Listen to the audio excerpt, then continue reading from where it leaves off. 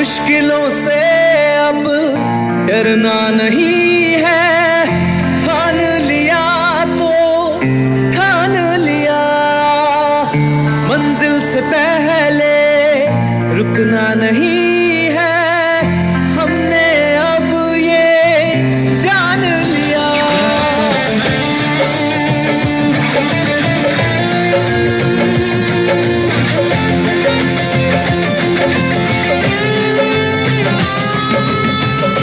मुश्किलों से अब डरना नहीं है, ठान लिया तो ठान लिया, मंजिल।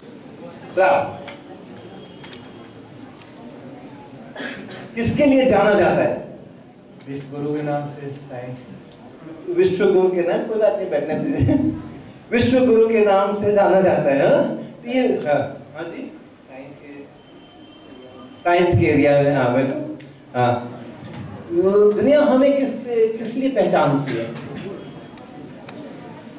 हमारे कल्चर के लिए ना, संस्कृति के लिए। हाँ, और ना भाई, दुनिया में कहीं जाओ, भारत क्यों अच्छा, भारत को तो ऐसा किस बात के लिए लोग सोचते होंगे? हमारी संस्कृति के लिए। गुड। हाँ, आप बताइए। हमारे कल्चर के लिए। कल्चर के लिए। हाँ, गुड। हाँ, अच्छा, आपको क्या लगता है दुनिया को भारत ने सबसे बड़ा गिफ्ट क्या दिया है? हाँ, कुछ नहीं दिया, जीरो दिया। जीरो नंबर दिया। अच्छा, और बताओ, जीरो नंबर तो दे दिया, और क्या गिफ्ट दिया? जीरो नंबर देने से बहुत काम चलता नहीं है। हाँ, क्योंकि 1 में और 0 में कोई ज्यादा फर्क है क्या? या 100 में और 0 में? तो एक संख्या वो भी है, एक संख्या वो भी है। तो एक संख्या देने से तो बहुत ज्यादा कंट्रीब्यूशन नहीं होता है। जीरो के आगे क्या दिया उसी फील्ड में? बोलो पाई।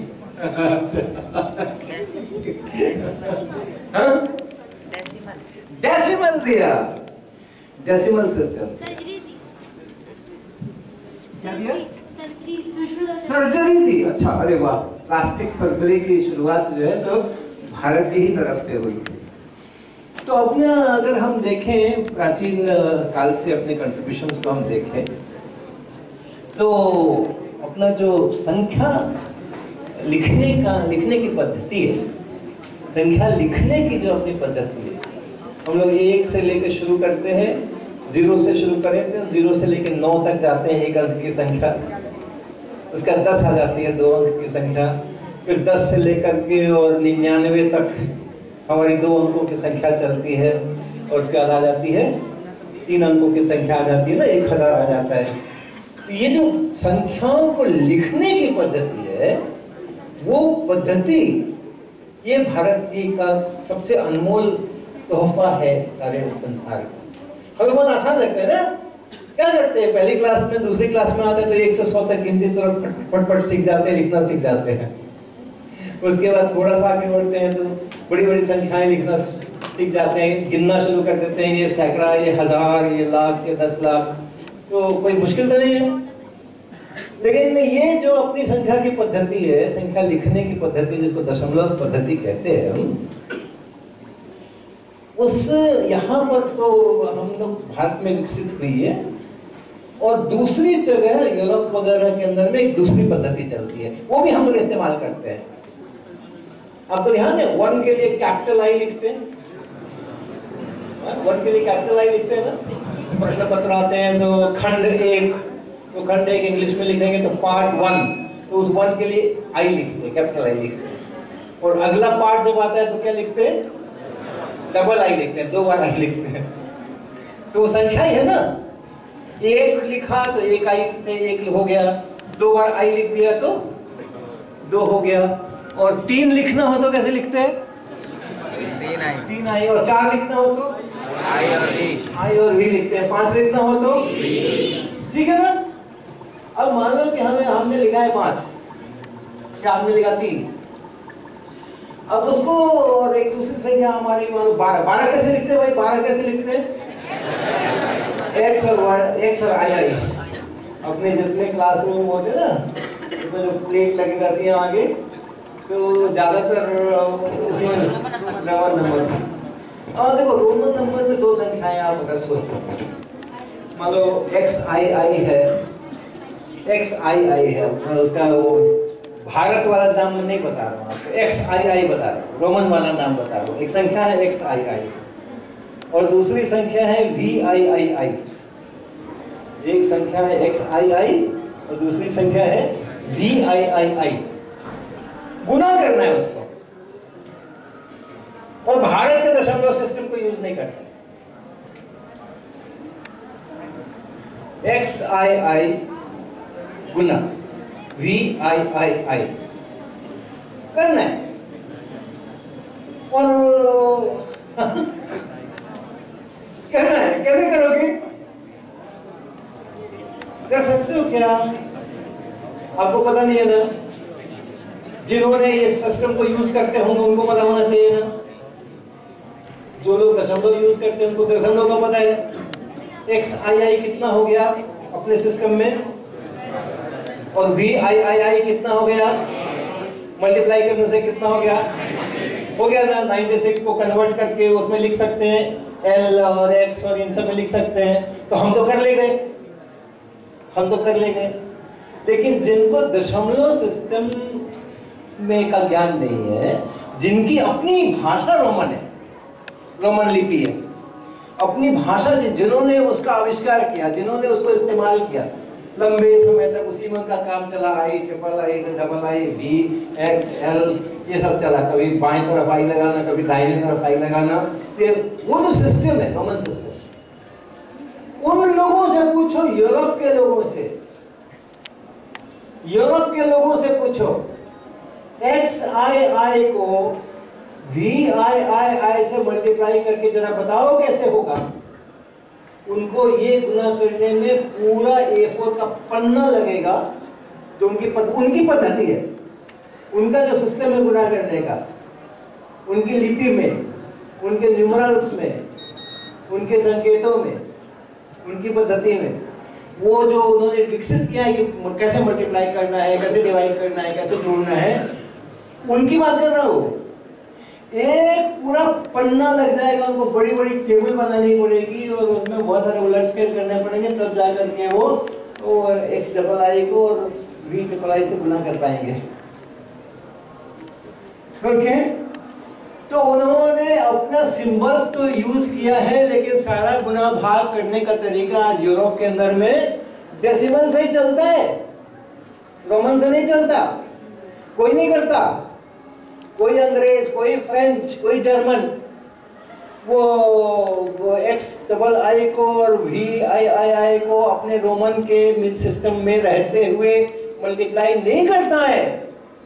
पूरी दुनिया जो है वो दशमलव सिस्टम का ही उपयोग करती है। आप सोचो, अगर एक छोटा सा मल्टीप्लिकेशन, जिसको 12×96 हम लोग 5वीं 6वीं क्लास में हमें पता होता है कि 12×96 होता है, उसको करने में अगर एक पेज पूरा लगता है, तो यूरोप का आज क्या हाल हुआ होता, विज्ञान के जगत में यूरोप का आज क्या हाल हुआ होता। तो अपने भारतवर्ष का एक बहुत ही गौरवमय इतिहास है, गणित में, विज्ञान में बहुत बड़ा योगदान है। सर्जरी की बात भैया कह रहे थे, तो हाँ, सुश्रुत का जो कालखंड है वो कुछ 2000-2500 साल पुराना कालखंड है, और उन्होंने जिस प्रकार से सर्जरी का वर्णन किया है अपने ग्रंथ में, सुश्रुत संहिता के अंदर में, वो अद्भुत है। अब ग्रंथ तो कोई हो सकता है लिख दिया हो, ग्रंथ लिखने का क्या है, मतलब आप इमेजिनेशन करो, लिख दो, राइट? कहानियां जैसे लोग लिखते हैं वैसे आप बैठो, कुछ कहानी सोचो और लिख दो, वो भी हो सकता था ना। लेकिन नहीं, वो जो पद्धतियां हैं उसके आधार पे जो हो रहा है, जो सर्जरी होती है, लोगों को जो खुदाई करके पुरानी चीजें निकालते हैं ना, आर्कियोलॉजिस्ट, आर्कियोलॉजिस्ट तो खुदाई कर करके पुरानी सभ्यता, पुरानी चीजें निकालते हैं, उन खुदाइयों में से वो सारे सर्जरी की चीजें निकलती हैं। और सुश्रुत से भी पहले के जमाने की निकलती है।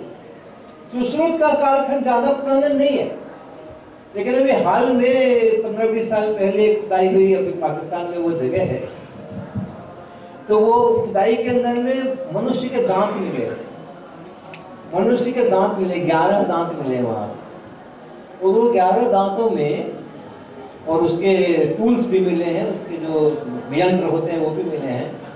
उन सभी दांतों के अंदर में और बीच में जहाँ दांत का ऊपर का हिस्सा होता है ना, जहाँ से हम चबाते हैं, उसमें छेद करके और अंदर जा करके उस दांत की मरम्मत की हुई है। दांत सड़ा होगा, अभी भी हम लोग करते हैं तो उसको बोला जाता है क्या, रूट कनाल ट्रीटमेंट बोलते हैं, रूट कनाल ट्रीटमेंट।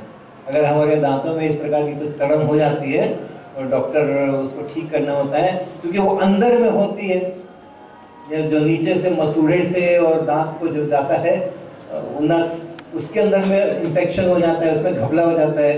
तो वहाँ तक पहुँचने का उपाय यही है कि वो ड्रिल करते हैं, और ड्रिल करके छेद करके अंदर जा करके वो उसकी सफाई करते हैं और दवा देते हैं उसके अंदर में। तो उस तरह का ड्रिल किया हुआ 11 दांत मिला है वहाँ से। और उसका जब पूरा, अभी ज़्यादा दिन पुरानी बात नहीं है, ये 2000 कुछ की बात, 2006-2007 वगैरह की बात है, कि उस टीम को वो सबको ले जाकर उन्होंने अपनी लैब्स के अंदर में उसका सारा अध्ययन किया, और अध्ययन करके उसका जो डेट निकाला। आर्कियोलॉजिस्ट लोगों के पास तरीके होते हैं कि उसका वो डेटिंग करते हैं कि कब, वो 9000 साल पुराना चीज है, 9000 ईयर्स पहले। सुश्रुत का काल करीब 2500 साल पहले। इतने जमाने पहले से हमारे यहाँ इतना विज्ञान और इतनी टेक्नोलॉजी विकसित थी कि हम लोग दांतों की सर्जरी किया करते थे, और वो छेद करके और उसके अंदर से उसका ठीक किया करते थे। और जब खाते हैं ना, हम कुछ खाते हैं, दांत ऐसे चलाते हैं, तो जो दांतों के कोने होते हैं वो घिसते हैं। तो सर्जरी करेंगे तो छेद करेंगे तो वहाँ कोने बनेंगे। अगर वो आदमी उसने चबाया नहीं तो वो कोने वैसे ही बने रह जाएंगे। और आदमी ने अगर उसको बहुत दिन तक चबाया, खाना खाया, तो वो थोड़े जो कोने हैं, तीखे तीखे कोने, वो स्मूथ हो जाएंगे, होंगे ना। तो उन्होंने जो खुदाई के अंदर में काम किया और उन्होंने जो लैब के अंदर में लाकर उसकी जांच पड़ताल की, उसका कर्वेचर देखा, उन छेदों का कितना, वो तीखापन कितना है, जहाँ से उसको काटा गया है, गोल तो हो गया, कितना गोल हो गया, उससे उन्होंने लगाया है अंदाजा। इस ट्रीटमेंट के बाद ये व्यक्ति कम से कम 15-20 साल तक तो जिंदा जरूर रहा है। उसने खाना खाया है एक दांत से, तो ऐसा नहीं कि खाली फोड़ फाड़ करके और उसको विदा कर दिया। बिल्कुल सही ट्रीटमेंट, सही इलाज, सही ट्रीटमेंट, जिससे कि वो आदमी की दांत की समस्या वाकई दूर हो गई, और उसके बाद उसने लंबे समय तक उससे खाना खाया, ठीक ना। इसी प्रकार से आप जानते ना, आजकल वो कौन वो गाड़ी वाला आते हैं ना, कचरा निकाल कैसे गाते हैं, क्या गाते हैं, हाँ, गाड़ी वाला है, घर से कचरा निकाल। तो कचरा जो है उसका जो मैनेजमेंट है, वेस्ट मैनेजमेंट, वो बहुत प्रमुख हो गया है आजकल। इधर में आपने देखा होगा कि बहुत प्रमुखता से उसको एक बड़ी उसका मैनेजमेंट करना एक बड़ी चुनौती है, क्योंकि जो वेस्ट है वो बढ़ता जाता है, ना, और आपको इधर उधर ऐसे भी करके डंप नहीं कर सकते हो, जगह भी कम है, ऐसा है वैसा है। तो अपने यहाँ खुदाइयों में से जो 3000 साल पुराने, 1500 साल पुराने जो शहर निकले हैं, उन शहर में जो मकान निकले हैं, उन मकान में ऊपर की मंजिल से, और ये कचरा फेंकने के लिए दीवार के अंदर में पाइप है, दीवार के अंदर में पाइप है। जैसे आपकी ये बिजली जल रही है तो दीवार के अंदर में एक पाइप डाल के उसमें से तार गए है ना, तो बिजली कैसे चल रही है, इसमें तो कई तार होने चाहिए, दिख तो नहीं रहे, वो अंदर है। जिस समय बनी थी दीवार उस समय अंदर में। तो कूड़ा डालने के लिए ऊपर की मंजिल से लोग छज्जे पर से फेंक देता ना कूड़ा, फेंकते हैं क्या? देखा है क्या? सड़क जाते हैं, किसी के ऊपर भी पड़ सकते हैं ना, वो अपने छज्जे पर बरामदे में खड़े हुए और फेंकना है तो बस देखा इधर कोई आ तो नहीं रहा, पट्टे से ऐसे फेंक देते हैं। वो 1,500 पुराने मकानों के अंदर में आप सोचो, उस समय में लोगों में इतनी जागरूकता थी, वैज्ञानिक चेतना इतनी थी कि ये अपने कूड़े को कैसे मैनेज करना है। उसके लिए मकान बनाते समय में ऊपर से नीचे तक ऐसा एक पाइप बनाया और वहां ऊपर से वहां पे कूड़ा डालेंगे और वो नीचे आएगा। क्यों आता है नीचे? नीचे क्यों आता है? ग्रेविटी की वजह से। बहुत बढ़िया, ग्रेविटी की वजह से वो नीचे आता है। और जहां उसका नीचे मुंह है वहां फिर वो डस्टबिन, और वहां से फिर उसको ले जाने की व्यवस्था। इतना हमारे वैज्ञानिक चेतना इतनी ज्यादा है। वो उस समय में विश्व में कहीं भी दूसरी जगह ऐसी चीज नहीं मिलती है। खुदाई खाली हिंदुस्तान में थोड़ी होती है, खुदाई तो और जगह भी होती है ना, जहां हमको लगता है कि यहाँ कुछ है, संकेत मिलते हैं तो खुदाई होती है, सभ्यताएं निकलती है, सभ्यताओं का पता चलता है। तो उस कालखंड में 2000 साल पहले, 1000 साल पहले, 3000 साल पहले, 5000 साल पहले, 8000 साल पहले, 9000 साल पहले कहीं विश्व में इतनी वैज्ञानिक चेतना नहीं थी जितनी हमारे देश में थी। तो जहां उसका उपयोग करना है, टेक्नोलॉजी का जहां उपयोग करना है वहां पर टेक्नोलॉजी, और जहां पर शुद्ध विज्ञान करना है वहां पे शुद्ध विज्ञान, और जहां पे गणित करना है वहां पे गणित। और सभी मामलों में बेस्ट। ऐसा अपना भारत का इतिहास है। ऐसे हमारे पूर्वज हैं वो इस प्रकार के हैं। और हम आगे बढ़ने के बाद थोड़े 1000 साल पहले से तो मामला ढीला होना शुरू हो गया अपना, और हम लोग तरह तरह की लड़ाई भिड़ाई, बाहर से दूसरे देशों के आक्रमण, अपने अंदर की कमजोरियां, हमने पूरा भारत का जो गौरव है उसका ध्यान नहीं रख करके और केवल अपने गौरव का ध्यान रखना शुरू किया होगा और कुछ किया होगा। तरह तरह की विकृतियां आई होंगी और हमने कहा कि वो छुआछूत आ गई और कुछ आ गया, ऊंच नीच आ गई, ये जाति वो जाति ऐसा आ गया, फिर वो पढ़े लिखे बिना पढ़े लिखे ऐसा हो गया, धनिक लोग और गरीब लोग, भांति भांति से समाज जो है उसके अंदर में कुछ दोष आते गए। तो नतीजा ये हुआ कि पिछले 1000 वर्ष का अगर हम चले जाएं, 1000 साल, तो 2000-3000 साल पहले जो हम इकलौते थे विज्ञान और गणित के मामले में, हमारा कोई सानी ही नहीं था, कोई कंपैरिजन ही नहीं था, कोई कॉम्पिटिटर ही नहीं था, वो उसके बाद के इस कालखंड के अंदर में 1000 साल तक पहुंचते पहुंचते हम पीछे पड़ने लग गए और दुनिया आगे बढ़ने लग गई। और ये लंबे समय तक चला, 500-600 साल तक हम जितना जानते थे उसको हम जिंदा रख पाए किसी प्रकार से, उसको भी ज्यादा नहीं रख पाए। और आगे जो रिसर्च करना, आगे जो और उसकी उन्नति करना, विज्ञान को और आगे बढ़ाना, उसके मामले में पिछले उस समय के कालखंड में हम लोग काफी पीछे हो गए। फिर से हमारा सोया हुआ जो पुरुषार्थ था वो जागा, है ना? और समझो कि पिछले 100 सालों के अंदर में हमने दोबारा अपना धनुष्मान उठाया और हमने भी कहा कि नहीं, हमें भी वैज्ञानिक शक्ति है, हम भी करेंगे, और हमने किया। और अभी देखो ये चंद्रयान 3 का यहाँ पे मॉडल बना करके रखा है इसने। तो अभी हम फिर से एक दफा विश्व के अंदर में और अपना स्थान बना रहे हैं, और हमने अपना स्थान बनाया है, काफी हद तक बनाया है, लेकिन अपने को कहां पहुंचना है? नंबर पे पहुंचना है। और नंबर 1 कैसा वाला? नंबर 2 से बहुत बड़ा। 1 और 2 के बीच में बहुत बड़ा गैप चाहिए। ऐसा नहीं कि बस जरा सा नंबर 1 है, अगली बार वो नंबर 1 हो गए, इसका हम नंबर 1 हो गए। हमें वहां पहुंचना है। हम पहुंच सकते हैं क्या? भाई अपना डीएनए तो वही है ना, अपना जो खून है वो तो हमारे पूर्वज जो है उन्हीं से, उन्हीं के वंशज है ना। तो जो पीढ़ियां आगे बढ़ती हैं तो पिछली पीढ़ियों के सारे गुण लेकर के आगे बढ़ती हैं, तो हम में वो तो है, वो क्षमता तो हम में है, बकायदा है। अब ये है कि हमें अपनी योजना इस प्रकार की बनानी होगी और अपनी मेहनत ऐसी करनी होगी कि हम वास्तव में उसको अचीव कर सकें। अब ये बताओ, वैज्ञानिक क्षमताओं में विश्व को टक्कर देना है तो हमें क्या करना चाहिए, हमें कैसे पढ़ाई करनी चाहिए या क्या करना चाहिए? हाँ बताओ, क्या करना चाहिए हमें दुनिया को टक्कर देनी? प्रयास करना चाहिए। प्रयास करना चाहिए। हम कैसे प्रयास करें? क्या करें? मेहनत करें, प्रयोग करें और मेहनत करें। हाँ मेहनत करना पड़ेगा ना। अच्छा, मेहनत किस काम के लिए करना पड़ेगा? क्या सीखने के लिए करना पड़ेगा?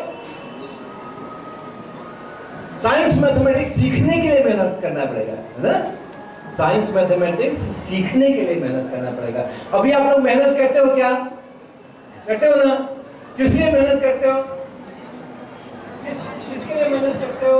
कॉम्पिटिटिव एग्जाम्स के लिए। कॉम्पिटिटिव एग्जाम्स के लिए। उधर से कोई बोले थे नंबर लाने के लिए।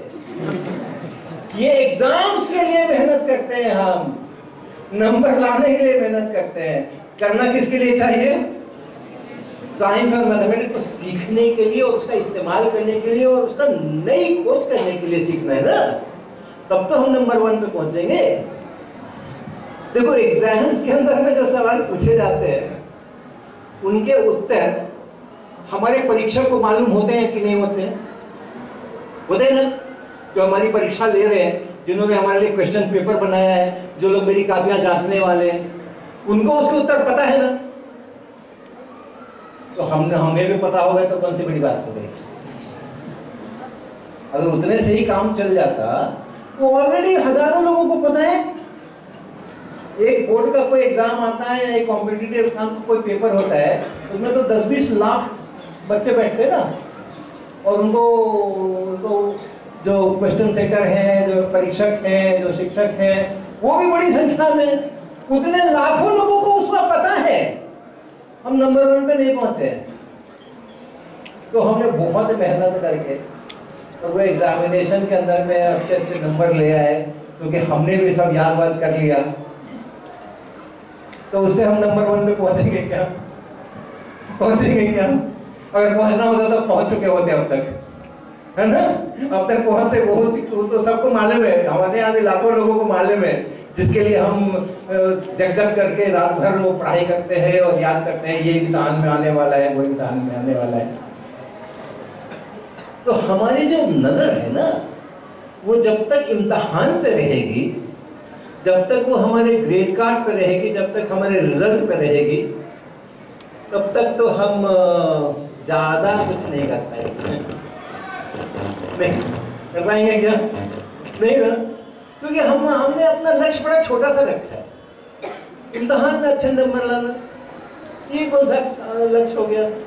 कॉम्पिटिटिव एग्जाम्स के अंदर में और करके और कहीं पे एडमिशन ले लेना, ये कौन सा लक्ष्य हो गया? उससे काम नहीं चलने वाला। अपने को आगे बढ़ना। अगर किसी ने किताब में लिखा है कुछ, तो उसको याद नहीं करने का है, उसको याद नहीं करने का, उस पर सवाल उठाने का है। ऐसे कैसे लिख दिया, ऐसे कैसे लिख दिया, ये क्या लिखा हुआ है, क्यों लिखा है, उस पर उसकी जांच पड़ताल करना। और अगर शिक्षक ने आपको कुछ पढ़ाया तो अच्छे बच्चे की तरह बड़ों की बात मानना चाहिए, शिक्षक का आदर करना चाहिए। गुरु जी हैं, आचार्य जी हैं, तो उनके साथ तो जो उन्होंने कह दिया वो तो एकदम बिल्कुल आंख मूंद करके स्वीकार करना चाहिए। ये हमारा कर्तव्य है, बड़ों का आदर करना, बड़ों की बातें सुनना। तो ये जो अपने संस्कृति के मूल तत्व हैं, बड़ों का आदर करना, उनकी बातें सुनना, उनकी बातों को मानना, बड़ों की बात मानना। कहते ना बड़ों की बात मानना चाहिए, घर में कहते ना बड़ों की बात मानना चाहिए। तो ये जो अपनी संस्कृति का मूल मंत्र है, वो विज्ञान और गणित की दुनिया में उसको थोड़ा पीछे कर देता है। आप बड़े हैं, आपने कहा इसलिए हम नहीं मानेंगे। हाँ मुझे समझाओ क्यों कहने में सवाल उठाएंगे हम। बाकी जगह ठीक है, बाकी जगह अपना जो संस्कृति है वो रहने दो, वो अच्छी बात है। बड़ों का आदर यहाँ भी करना, आदर नहीं, अनादर तो किसी का करना ही नहीं है। अनादर तो किसी का भी नहीं करना, पशु पक्षी निर्जीव सजीव किसी का भी अनादर नहीं करना है, क्योंकि सब तो प्रकृति के ही अंग है ना, सब तो प्रकृति के ही अंग है, सब तो हमारी दुनिया के ही अंग है। आदर तो सभी का करना है, लेकिन शास्त्रार्थ करना, शास्त्रार्थ करने में अनादर नहीं होता है।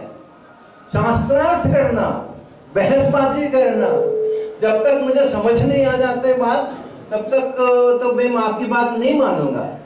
और अगर विज्ञान में खास करके अगर कोई बात कही गई, किताब में लिखी हुई है, शिक्षक ने आपको बताया, तो आप उसका वेरिफिकेशन भी कर सकते हैं, आप उसकी जांच प्रयोगों से भी कर सकते हैं। एक तो लॉजिक से करना, एक तो लॉजिक से करना, तर्क वितर्क करना, सोचना ऐसा ऐसा ऐसा ऐसा हो रहा है ना, ऐसे तो ये तो बात नहीं बनेगी, इससे तो ये नहीं निकलने वाला है, इससे तो ये नहीं बनने वाला है। एक तो वो है। तो दूसरा आप कर सकते हो, आप क्या पढ़ते हो साइंस में, आप क्या पढ़ते हो, केमिस्ट्री में क्या पढ़ते हो, फिजिक्स में क्या पढ़ते हो, बायोलॉजी में क्या पढ़ते हो, जो चीजें पढ़ते हो ना वो आप कर भी सकते हो। अब उन्होंने बोला कि प्याज के छिलके में फलाने वाले सेल होते हैं और उसे ऐसे दीवार की तरह की शक्ल होती है, तो आपने कह दिया उससे मैं क्यों मान लूं? ठीक ही कहा होगा आपने, तर्क वितर्क भी नहीं कर सकते, भाई है तो है। लेकिन हम माइक्रोस्कोप में जाकर के उसको देख तो सकते हैं ना, और देख के तो बात कर सकते हैं कि ऐसा है वैसा है। तो अपने को हमेशा अपने मस्तिष्क को ऐसा ट्रेनिंग देना है कि हम चीजों को करके देखेंगे, और करके देखने में कुछ घपला नजर आया तो फिर हम बताएंगे ना ये तो ठीक नहीं है, कुछ तो गड़बड़ है। या तो आप बताओ कि मैंने प्रयोग करने में कहाँ गलती करी है, और नहीं तो आप बताओ कि नहीं आप जो पढ़ा रहे थे वो ठीक नहीं पढ़ा रहे, किताब में जो लिखा है वो ठीक नहीं है। तो ऐसी दृष्टि अपनी चाहिए। और इम्तिहान में जो नंबर वगैरह है वो भी अपने को अच्छे लाने, क्योंकि हम जो भी काम करेंगे वो कैसा करेंगे, बेस्ट करेंगे। अगर हम परीक्षा में बैठ रहे हैं तो हम परीक्षा में उसकी तैयारी करेंगे, कैसी तैयारी करेंगे, तो इसलिए हमें नंबर कैसे आने चाहिए। लेकिन ये तो सभी चीज के लिए ना, हम रोटी खाएंगे तो एक बेस्ट रोटी खाएंगे, बेस्ट तरीके से रोटी खाएंगे, चबात चबा करके खाएंगे, ऐसे घोट घोट के नहीं खाएंगे। खाने का तरीका बेस्ट क्या है, पहले मुंह को खूब सारा चबाओ। क्यों चबाओ, क्या होता है चबाने से, क्या होता है, क्या बनता है, बोलस बनता है। बोलस क्या होता है, बोलस बनता है। हाँ अच्छा ओके, वो ओके, जो ऐसे फैला फैला है उसका एक मुट्ठा जैसा बनता है। और क्या होता है, खाना तो चबाने क्यों चाहिए, घोट ले ऐसे ही, वो उठाया रोटी वोटी ली, गला तो उसमें बड़ा सा है ही, और सब्जी वब्जी लगाई डाला और ढक्कन से घोट के वो सलाइवा जा करके उसको वहां पे केमिकल रिएक्शंस करके उसका ग्लूकोज निकालना है, वो डाइजेशन करना है वहां पे, मुंह के अंदर में भी डाइजेशन करना है, मुंह के अंदर में भी अपनी प्रक्रिया जो है उसकी, उसको जो सब्सटेंस आप ले रहे हो उस सब्सटेंस को उस फॉर्म में ले जाना है जिसमें आपके शरीर के जो छोटे छोटे सेल हैं उसको एक्सेप्ट करें। आपकी बड़ी बड़ी रोटी के टुकड़ों को वो सेल एक्सेप्ट नहीं करने वाले। तो रोटी का बहुत सारा काम मुंह में होता है, बहुत सारा पेट में होता है, और तब इसीलिए कहते हैं ना खाना कहाँ जाता है, पेट में जाता है। लेकिन पेट में जाने से तो तुम फूल जाएगी, पेट में अगर इतना खाना जाता रहे तो तुम खुद ही जाएगी ना, वो तुम वहां रहता नहीं है वो खाना, वहां भी उसमें बहुत सारी रासायनिक प्रक्रियाएं हो करके और वो पूरे अपने शरीर में फैलता है जहां जिसकी जरूरत है। खाना तो हम एक ही खाते हैं, पेट में जाता है, लेकिन मेरी आंखें भी कमजोर हो जाएंगी तो खाना नहीं खाएंगे, तो मतलब जो खाना खाते हैं वो आंख तक भी पहुंच रहा है। अगर खाना नहीं खाते हैं तो हमारे घुटने कमजोर हो जाते हैं, कैल्शियम नहीं मिलता है तो घुटने कमजोर हो जाते हैं, मतलब जो हम खाना खाते हैं वो घुटने तक भी पहुंचता है ना, पेट में थोड़ी रहता है वो। तो ये जो क्रिया है, तो इसलिए अच्छी तरह से खाना है तो अच्छी तरह से खाना, खेलना है तो अच्छी तरह से खेलना, नहाना है तो अच्छी तरह से नहाना, जो भी काम करना है अच्छी तरह से करना, बेस्ट करना। तो परीक्षा दे रहे हैं तो वो भी बेस्ट तरीके से देंगे, उसमें कौन सी बड़ी बात हो गई। लेकिन ये सीखना जो है, ये जो विज्ञान और इसको गणित को सीखना है और इतनी दक्षता हासिल करनी है कि जो हमें आता है हम उसके लिए पूरी विश्वास के साथ हम किसी के भी साथ बहस कर सकते हैं, और जो मुझे नहीं आता है वो हम किसी से भी सीख सकते हैं, और जब सीख सकते हैं तो प्रश्न खड़े कर सकते हैं, उन प्रश्नों के हल कर सकते हैं, या तो हमें लॉजिक से उसके हल मिले और नहीं तो हम अपने एक्सपेरिमेंट्स करके वो हल निकाल सकते हैं। ये जो क्षमता है, ये क्षमता विकसित करना, इम्तिहान में पास करना बड़ी बात नहीं होती है। आप अगर आज देखो आज की तारीख में, अच्छा आज की तारीख में दुनिया में हिंदुस्तान क्यों प्रसिद्ध है, किस चीज के लिए दुनिया हमारा आदर करती है? विज्ञान और गणित के मामले में साइंस टेक्नोलॉजी दुनिया हमारा आदर क्यों करती है? आज की तारीख में 3000 साल पहले की बात तो हो गई, अभी के समय में साइंस ही बढ़ रहा है। क्या दुनिया को क्या दिखाया हमने साइंस में? चंद्रयान दिखाया। हाँ, ओके, चंद्रयान दिखाया है ना। हाँ, किसने वो कौन सी संस्था है जिसने सारा काम किया? चंद्रयान वाला इसरो है ना। इसरो में बहुत सारे लोग हैं ना, उन्हीं लोगों ने सारा काम किया ना। अब बताओ, जो पढ़ाई करते थे उन्होंने बीएससी की होगी, एमएससी की होगी, बीटेक किया होगा, एमटेक किया होगा, पीएचडी किया होगा, पढ़ाई, उस पढ़ाई में उनको सिखाया गया था क्या कि चंद्रयान 3 कैसे बनाना है? नहीं कुछ सिखाया गया था ना। अगर उस परीक्षाओं में उन्होंने अच्छे नंबर ले आए, उससे तो चंद्रयान 3 नहीं बना ना। क्यों बना? वो तो उन्होंने खुद से आगे काम किया ना उसके ऊपर, तो आगे काम करने की क्षमता आनी चाहिए ना अपने को। और आप देखोगे कि जितने ये वैज्ञानिक लोग होते हैं ना, बहुत सारे वैज्ञानिक ऐसे होते हैं जिनको परीक्षा में बड़े कम नंबर भी आते हैं। पता है क्या आपको? बहुत सारे नामी गिरामी वैज्ञानिक हैं दुनिया के जिनको अपनी परीक्षाओं में बहुत कम नंबर आते थे।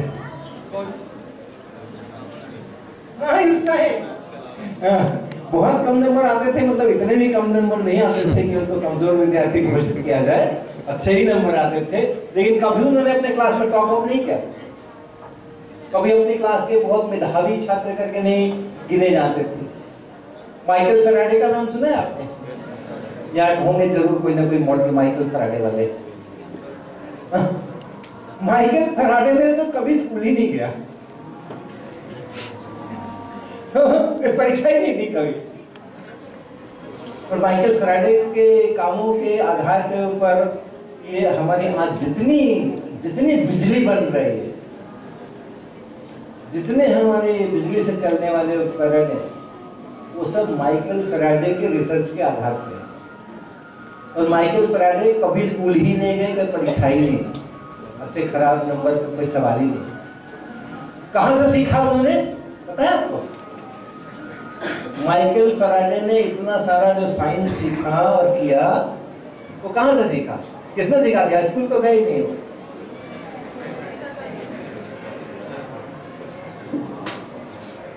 हाँ, क्या बता रहे बताओ?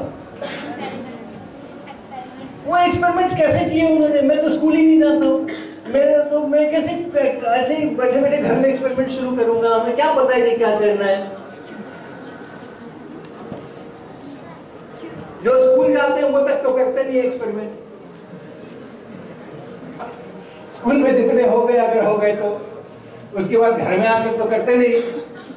वो तो स्कूल भी नहीं जाते थे, वो घर में बैठे बैठे क्या करेंगे? कौन सा एक्सपेरिमेंट, कैसे क्या आएगा दिमाग में?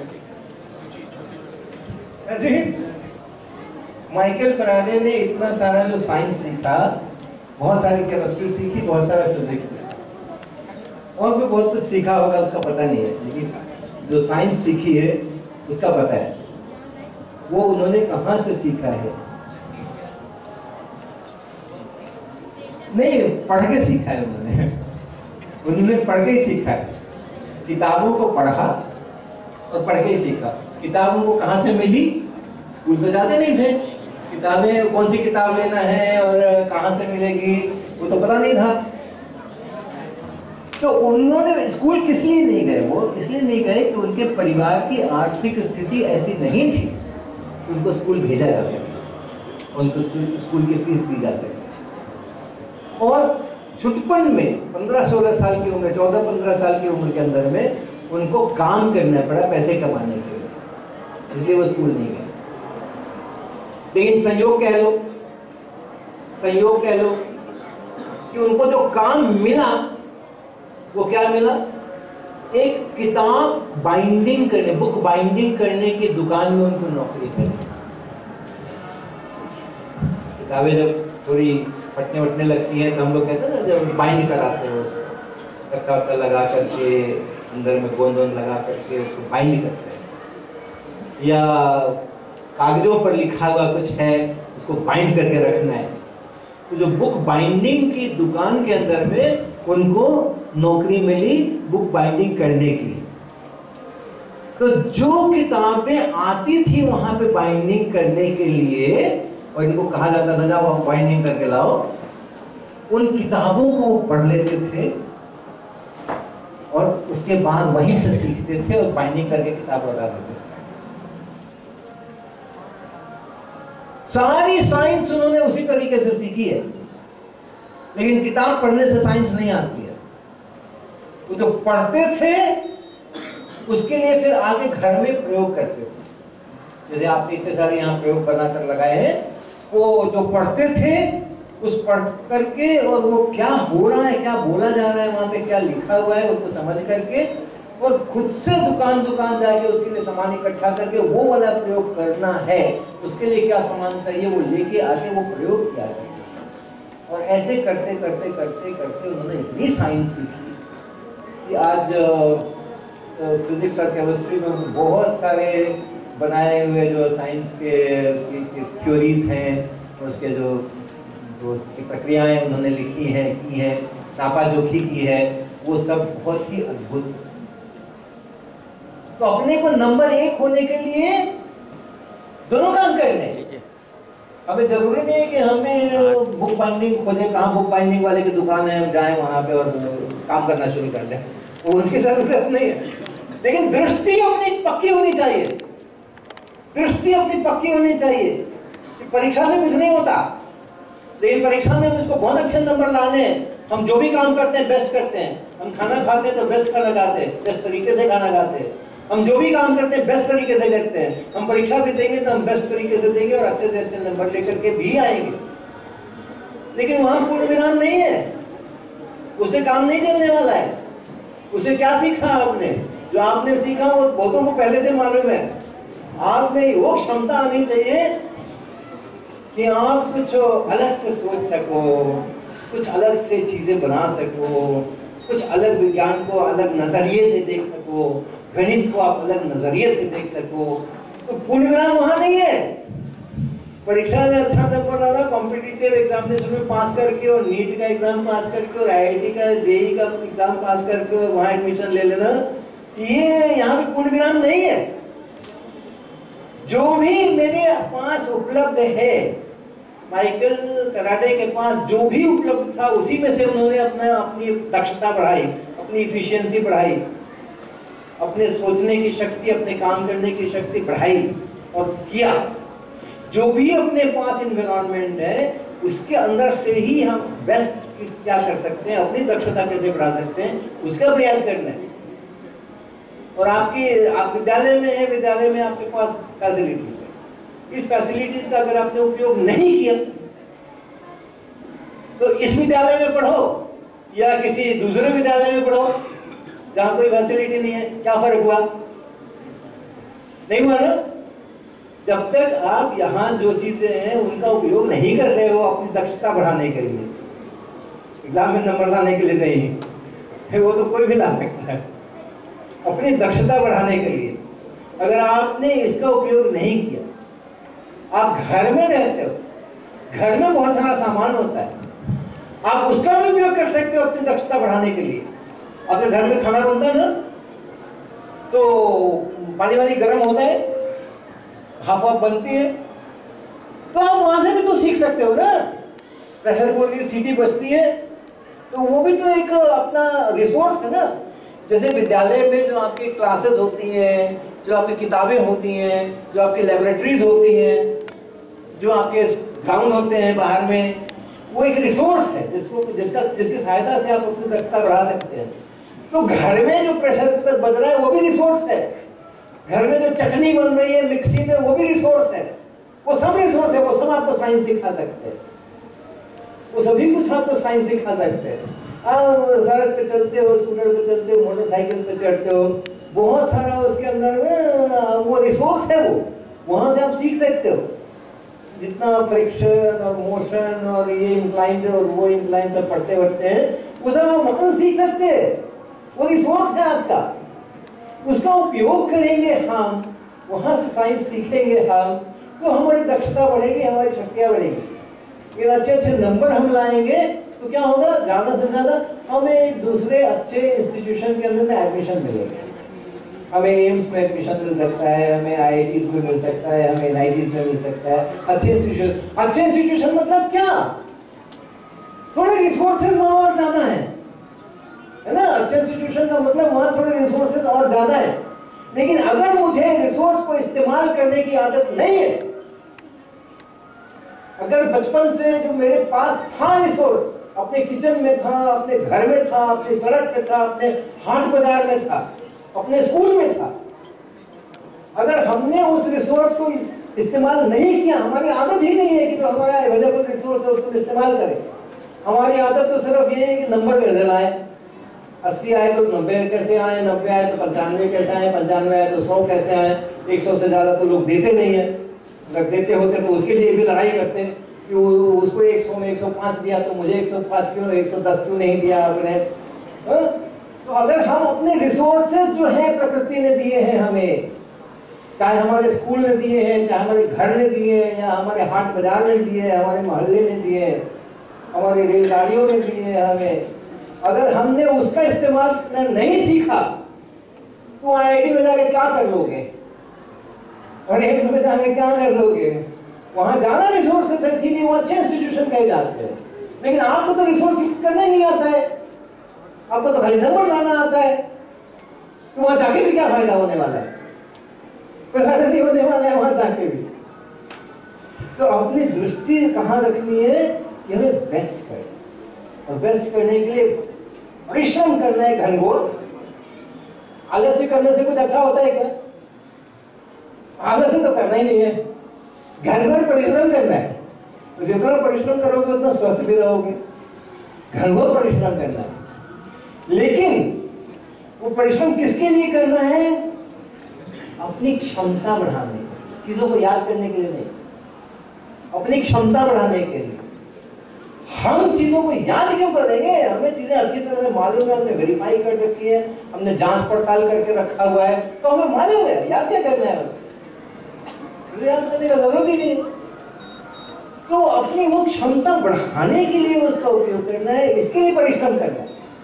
तो खूब सारा परिश्रम करना है, खूब सारा परिश्रम करने के लिए सबसे अपने को कैसा रहना पड़ेगा, खूब सारा परिश्रम करना है मुझे, तो मुझे अपने को कैसा रखना पड़ेगा, स्वस्थ रखना पड़ेगा ना।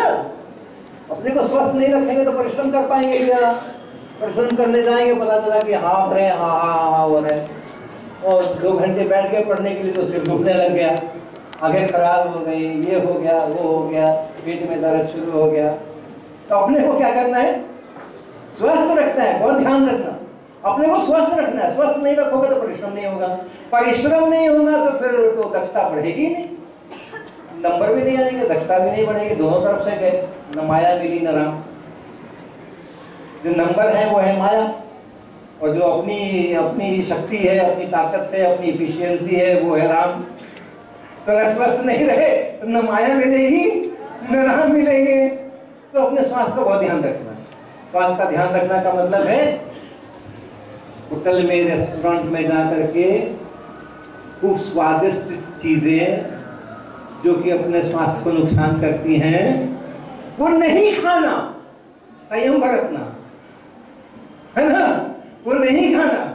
कभी कभी जरूर खाना, कभी महीने में 1-2 बार जरूर खाना। पेट को पता होना चाहिए कि ऐसी भी चीजें मिल सकती है, उसके लिए भी उसको भी ट्रेनिंग देना है, लेकिन बहुत सोच समझ करके। अच्छा, इस महीने का कोटा हो गया, इस महीने एक बार हो गया, बस अब अगले महीने सोचा जाएगा। अटपटी चीजें नहीं खाना, समय पे खाना।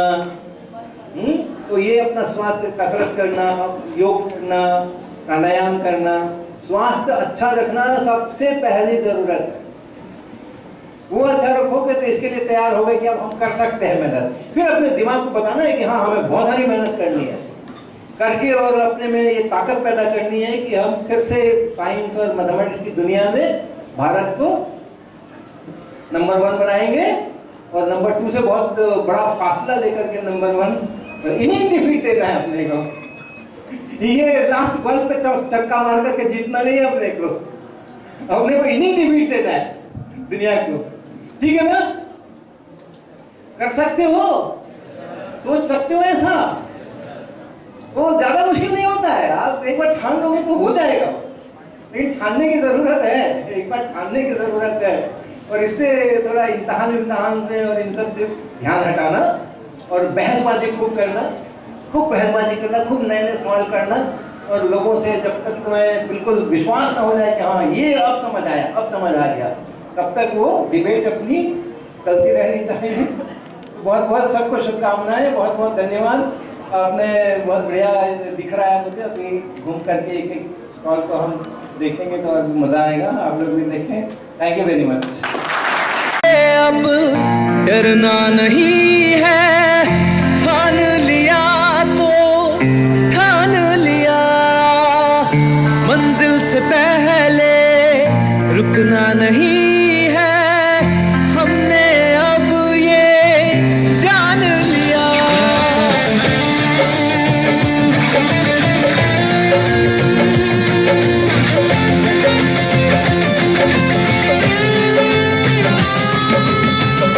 मुश्किलों से अब डरना नहीं है, ठान लिया तो ठान लिया, मंजिल से पहले रुकना नहीं है, हमने अब ये जान लिया। ना रुक बंदिया ना चुक बंदिया, कुछ ऐसा करके दिखा दे, तेरे साथ चलेगी ये दुनिया जो मुश्किलों को हरा दे। कुछ करके दिखाने को, फलक पे छाने को, एक जिद ही काफी है इतिहास बनाने को। कुछ करके दिखाने को, फलक पे छाने को, एक जिद ही काफी है इतिहास बनाने को। विश्वास से है सब कुछ हासिल, इस सोच को अपनाने को, एक जिद ही काफी है इतिहास बनाने को। कुछ करके दिखाने